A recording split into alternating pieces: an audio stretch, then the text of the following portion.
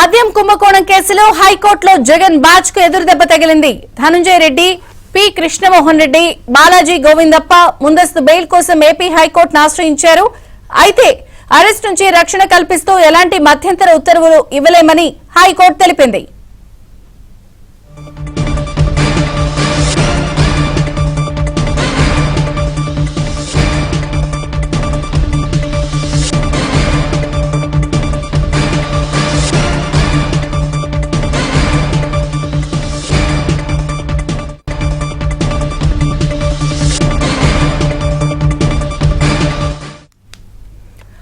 Breaking news చూస్తున్నాం. మద్యం కుంభకోణం కేసులో హైకోర్టులో జగన్ బ్యాచ్ కు ఎదురుదెబ్బ తగిలింది.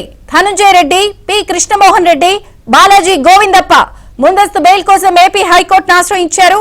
అయితే అరెస్ట్ నుంచి రక్షణ కల్పిస్తూ ఎలాంటి మధ్యంతర ఉత్తర్వులు ఇవ్వలేమని హైకోర్టు తెలిపింది.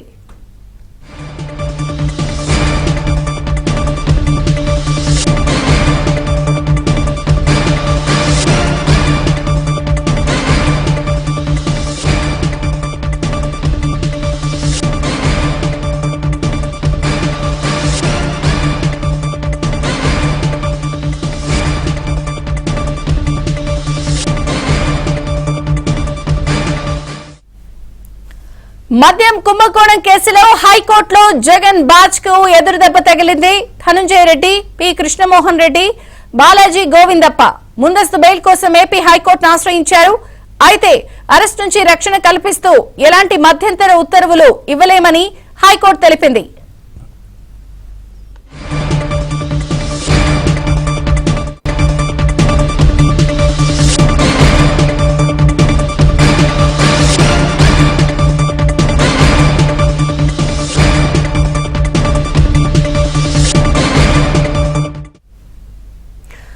మద్యం స్కామ్ లో ప్రస్తుతానికి జగన్ బ్యాచ్ కు ఎదురుదెబ్బ తగిలింది. తమ పేర్లు చెప్పారని, అందువల్ల తమకి సంబంధించిన ఈ వ్యవహారంలో ఏదైతే కోర్టుని ఆశ్రయించారో ముందస్తు బెయిల్ ఇవ్వాలని పిటిషన్లు దాఖలు చేశారో ఆ విషయంలో కోర్టు క్లియర్ గా చెప్పింది ప్రస్తుతం ఇవ్వలేమని. ఈ నేపథ్యంలో వారికి పచ్చివెలకై పడ్డట్టే అయింది. మద్యం కుంభకోణం కేసులో జగన్ బ్యాచ్ కు ఇది గట్టి ఎదురుదెబ్బగా చెప్పొచ్చు.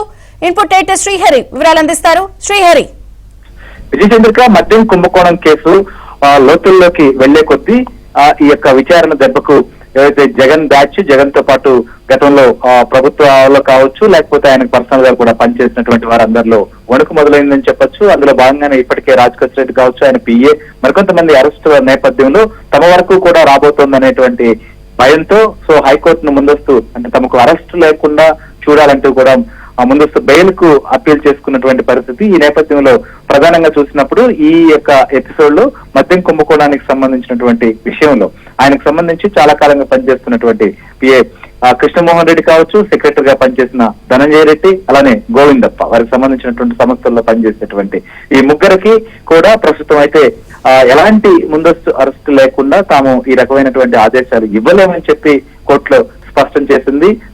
ఈ యొక్క కేసు సంబంధించినటువంటి విషయంలో ఇప్పటికే చాలా మంది దగ్గర పూర్తి సమాచారాన్ని కూడా రాబట్టారు. ఈ మరికొంత మందిని కూడా విచారిస్తూ వెళుతున్నటువంటి పరిస్థితి. కాబట్టి ఈ కేసు సంబంధించినటువంటి అంశంలో ప్రస్తుతం ఏదైతే కృష్ణమోహన్ రెడ్డి, అలానే గోవిందప్ప కావచ్చు, వీరందరూ యొక్క ప్రయత్నం అయితే మాత్రం బెడిసికొట్టిందని చెప్పొచ్చు.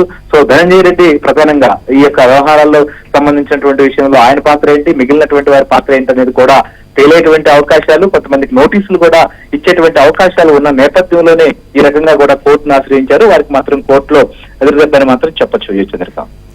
Thank you Srihari.